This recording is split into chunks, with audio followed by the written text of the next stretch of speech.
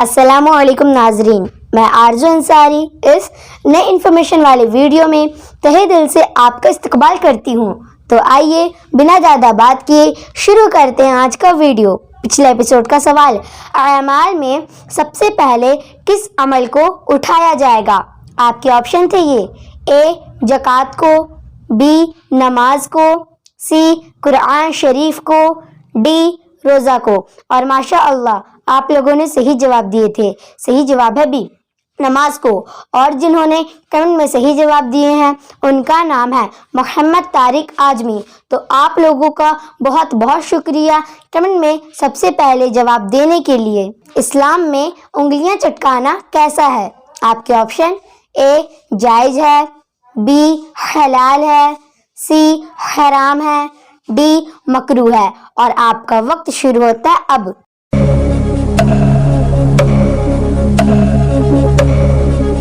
सही जवाब है डी मकरूह है। सुनानी इब्ने माजा में हदीस है 695 पेज नंबर में।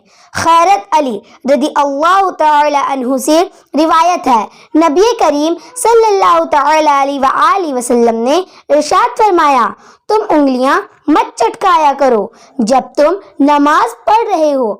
इस हदीस से ये मालूम होता है नमाज की हालत में उंगलियां बिल्कुल भी नहीं चटकाना चाहिए। नमाज में इंसान का ध्यान सिर्फ अपने रब अल्लाह की तरफ होना चाहिए। बाज लोग नमाज पढ़ते हुए कभी उंगलियां चटकाते हैं, कभी सर के बाल खुजलाते हैं, कभी बालों को आगे पीछे करते हैं। तो ये सब मकरूह है। मकरूह का उर्दू में तर्जुमा करें तो इसका मतलब होता है नापसंद काम, नापसंद अमल।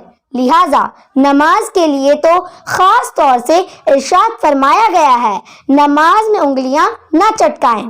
अब नमाज के अलावा भी अगर कोई शख्स जानबूझकर उंगलियां चटकाए तो ये भी मकरूह है, शरीयत पसंद नहीं करता। इसके अलावा इब्ने दाऊद में हदीस है 386 पेज नंबर में, जिसके आखिरी में है, नबी सल्लल्लाहु तआला अलैहि वसल्लम ने इरशाद फरमाया, तुम में से जब कोई वजू करे, अच्छी तरह से वजू करे, फिर नमाज के इरादे से मस्जिद में गए तो हाथ का जाल इस तरीके से हाथ का जाल ना बनाए क्योंकि वो नमाज में है।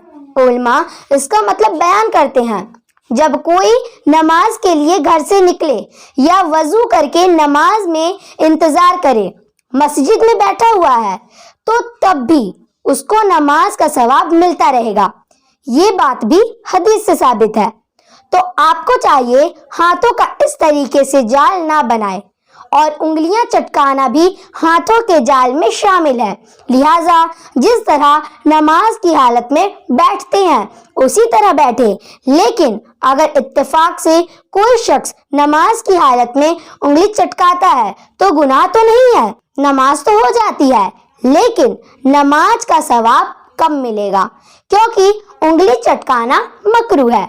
लिहाजा जब आप नमाज के लिए घर से निकलें या फिर नमाज के इंतज़ार में बैठे हुए हैं या इंतज़ार कर रहे हैं तो ख़ास तौर से ध्यान रखें आप उंगली न चटकाएं।